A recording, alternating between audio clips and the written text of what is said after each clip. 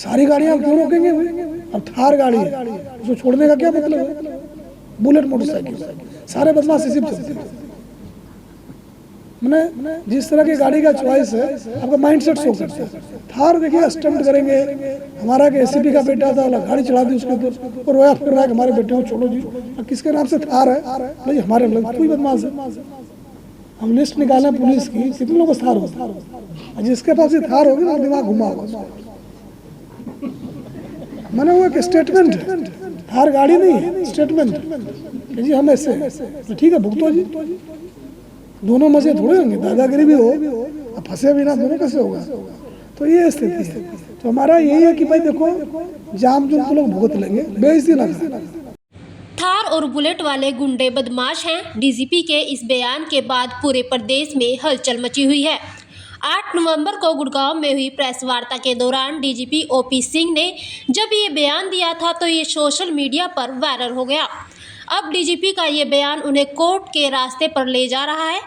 गुड़गांव के एक व्यक्ति ने अपने एडवोकेट के माध्यम से डीजीपी को लीगल नोटिस भेजकर थार और बुलेट वालों पर दिए गए इस बयान पर माफ़ी मांगने के लिए कहा है।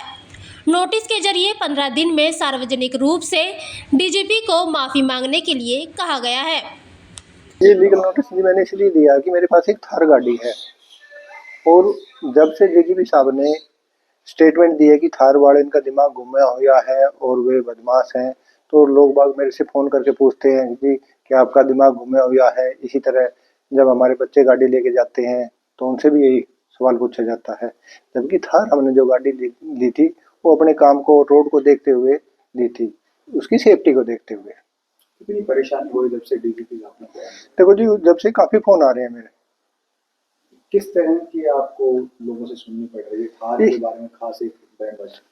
यही है जी, थार जो गाड़ी है ले रखी है आपने बदमाशी के, या आपका दिमाग घूमा हुआ है, इस तरह की लोग बाग सवाल करते हैं। आपने जिक्र किया है कि बच्चों को भी स्कूल में इसका सामना करना पड़ता है। हाँ, जैसे बच्चे बाहर जाते हैं तो वो पूछते हैं कि तुम्हारे फादर के पास थार है तो तुम्हारे पापा का दिमाग घूमा हुआ है या कुछ बदमाश है, तो लोग बाग एक अलग ही नजरिए से हमें देखते हैं।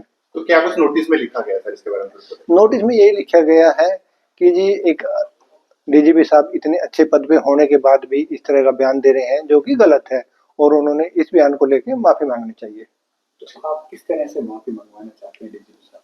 जैसे ही जी उन्होंने बयान दिया था उसी तरह से भी माफी मांग लें।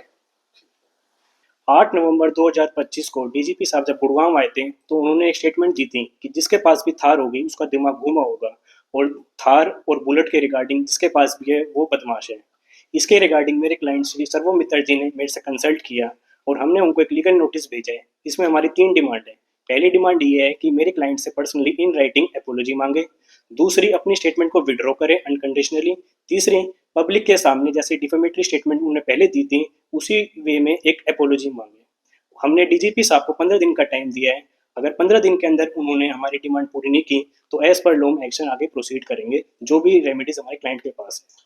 क्या वीडियो में वो बयान दिया गया था उसी तरीके से माफी वीडियो में चाहते हैं? हाँ जी, जिस तरीके से हमने डिमांड की है उसमें तीसरा पॉइंट ये लिखा है कि जिस पब्लिक एपोलॉजी मांगे उसी वे में जिस वे में उन्होंने डिफेमेटरी स्टेटमेंट पब्लिक के सामने, मीडिया के सामने दी थी।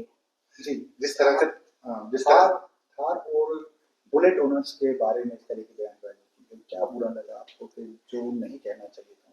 डीजीपी साहब इतने बड़े पद पे बैठे हैं, उनकी जो स्टेटमेंट है मतलब पब्लिक देखती है, मतलब इन्फ्लुएंस होती है। उनको इतने बड़े पद पे रहते हुए ये स्टेटमेंट नहीं देनी चाहिए थी। उन्होंने कहा है कि जिसके पास भी थार होगी उनका दिमाग घुमा होगा। उनके पास क्या ऐसे कोई फैक्चुअल वो है कि बेसिक इन्फो उनमें बोला, उनके पास नहीं है।